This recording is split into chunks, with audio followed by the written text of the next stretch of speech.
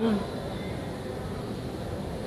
my book is High Seas Wranglers, and it's based on interviews of commercial and charter captains.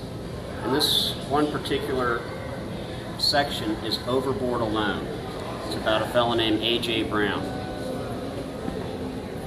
Till this day, I'll never know why, but I turned to the side, and when I did, I took both feet off the bottom and popped up over one of them waves and did a flip. Went right over backwards. And when it happened, I thought, there's so many boats here, there's nothing to worry about. I'll be all right.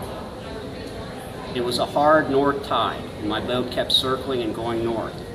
I was behind it, swimming or trying to. In fact, the line came by me on my outrigger. My paravane came out.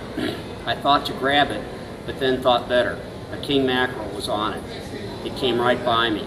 I was yelling, help me, help me. Everybody was catching fish, and those diesel motors were loud. I mean, I wasn't 75 feet from some of them, but they couldn't hear me. I had all those rubbers and everything on, and I was sinking. And I had to try and get that off. So I got my rubber off, and then I pulled my... He laughs. I never will forget this. It was unbelievable. I pulled these Croc boots off.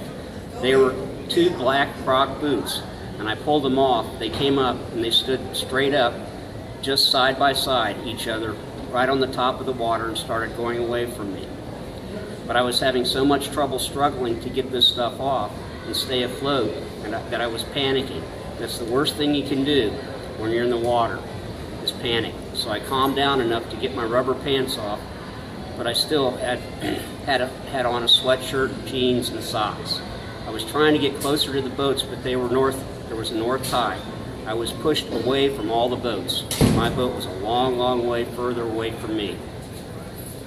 I'd just gotten to the point where I said my prayers, and I knew what was going to happen, because that's what happens when you drown. You just take a gulp of water, and that's it. It fills your lungs, and you go down.